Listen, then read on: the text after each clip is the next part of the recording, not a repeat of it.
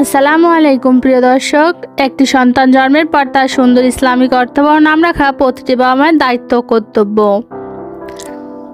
ইসলামের দৃষ্টিকোণ থেকে শিশু জন্মের পর যে সকল সুন্নত কাজ করা অত্যন্ত জরুরি, তার মধ্যে অন্যতম সুন্নত কাজ হলো শিশুর সুন্দর ইসলামিক অর্থবহ নাম রাখা। শিশু জন্মের 7ম দিনে নাম রাখা কিন্তু উত্তম।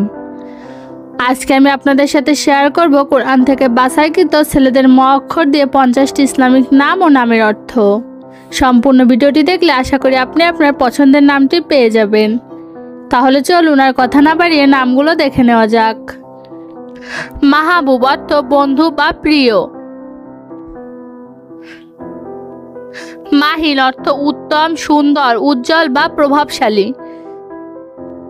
মুস্তফা অর্থ নির্বাচিত বা মনোনীত। মাহমুদ অর্থ প্রশংসিত বা প্রশংসনীয়। মুনতাসির অর্থ বিজয়ী বা সহায়ক। মেহেদি অর্থ হেদায়েতপ্রাপ্ত। মুনাফ অর্থ নেতিবাচক বা বিরোধী। মাহান অর্থ গর্বিত। মুফিদ অর্থ উপকারী বা লাভজনক। মুয়াজ অর্থ আশ্রয়প্রাপ্ত, এটি একটি সাহাবীর নাম। মেরাজ অর্থ আরোহী বা আরোহণের স্থান। মাজিদ অর্থ বড় বা মহান। মাজেদ অর্থ অভিজ্ঞ বা সম্মানিত। মিনহাজ অর্থ প্রশস্ত রাস্তা। মাহিদ অর্থ প্রশংসিত বা শান্তিদায়ক। মুজাহিদ অর্থ ধর্মযোদ্ধা।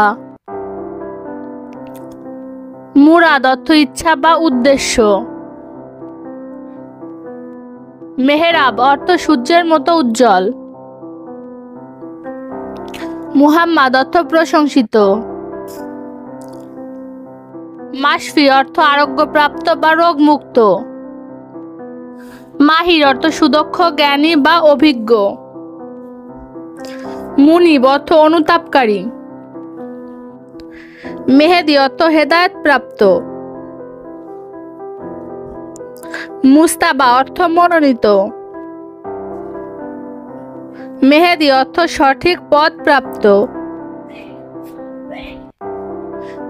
মুস্তাবা অর্থ মনোনীত। মাহাদি অর্থ সঠিক পথের নিদর্শক। মুসা অর্থ নবীর নাম। মনির অর্থ আলো বা জ্যোতি। মুরাদ অর্থ ইচ্ছা বা উদ্দেশ্য। মামুন অর্থ বিশ্বাসী। মিজান অর্থ নিক্তি বা দাঁড়িপাল্লা। মুজিব অর্থ উত্তরদাতা বা বিনা ডাকে সাড়া দেন। মুহিব অর্থ প্রেমিক। মুন্না অর্থ শক্তি বা ক্ষমতা। মারওয়ান অর্থ কঠিন।